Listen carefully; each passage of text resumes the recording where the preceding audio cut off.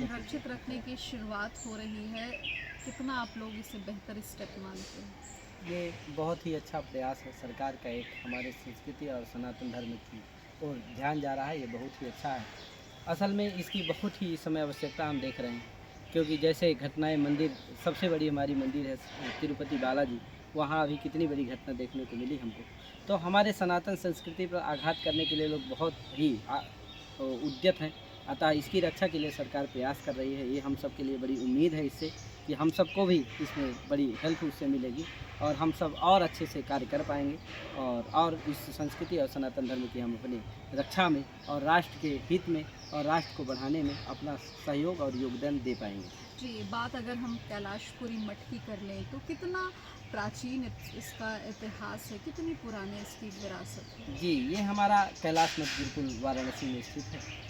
इसके अभी वर्तमान में महामंडलेश्वर स्वामी अश्वत्थानंद गिरी जी महाराज हैं, जो कि हमारे परम मित्र भी हैं।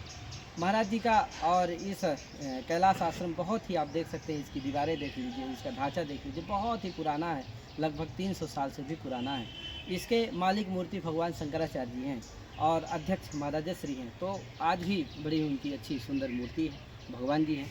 तो शंकराचार्य जी ही इसके, तो समझ सकते हैं, इससे ही इसकी प्राचीनता को आप समझ सकते हैं और इसकी विरासत को हम सभी लोगों ने संभाल करके रखे हुए हैं। इसके प्राचीन जो संत हुए रामचंद्र गिरी जी महाराज महामंडलेश्वर, उन्होंने इसकी संरक्षण किया और इस समय वर्तमान समय महामंडलेश्वर स्वामी अश्वत्थानंद गिरी जी महाराज हैं, वो भी इसके संरक्षण में तत्पर हैं और इसको अच्छे से विकास में लगे हुए हैं और सनातन धर्म को और संस्कृति को और राष्ट्र हित के लिए उद्यत हैं। कोरोना के समय आपको हम बताएं, बहुत ही यहाँ सबके द्वार प्रायः बंद हो चुके थे, लेकिन हमारे आश्रम के द्वार खुला हुआ था और सब जगह एक नंबर दिया गया था और उस नंबर के माध्यम से सब जगह घरों में जाकर के और भोजन आदि इत्यादि पहुँचाया जा रहा था। तो बहुत ही अच्छा, उसके लिए माननीय प्रधानमंत्री मोदी जी की तरफ से पत्र भी आया था।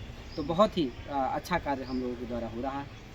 गुरुजी, हर मठ अलग अलग संप्रदाय, अलग अलग वर्ण से जुड़े हुए हैं और उनके स्थापित करने की मंशाएं अलग अलग रही हैं। बात यदि हम इस मठ की कर लें तो ये किस परंपरा से जुड़ा हुआ है, किस संप्रदाय से और किस विंग से जुड़ा हुआ है और इसे तैयार करने के पीछे की मंशा क्या है? जी, एक आप समझ सकते हैं, यद्यपि सभी में संप्रदाय तो बहुत होते हैं, सनातन धर्म भी में भी बहुत सारे हैं, हमारे शैव हैं, वैष्णव हैं, तो बहुत सारे हैं, लेकिन हम सब का एक लक्ष्य है सनातन धर्म और उसी में ये सब समाहित हैं और उद्देश्य बस वही है कि हमारे सनातन धर्म की रक्षा करना है और राष्ट्र प्रेम, राष्ट्र के प्रति जो प्रेम की भावना है ना, उसको जागृत करना हम सब का एक परम लक्ष्य है कि राष्ट्र में मातृ शक्तित्व को, मातृ भाव को एक जागृत करना है और बच्चों को भी हमारे प्रातःकाल प्रतिज्ञा करते हैं कि राष्ट्र हम सब के लिए, हम सब सभी समान हैं और राष्ट्र हमारे लिए सबसे प्रथम है। तो ये सब जो भावना है, इसको जागृत करना और इसकी रक्षा करना ही हम सबका परम उद्देश्य है।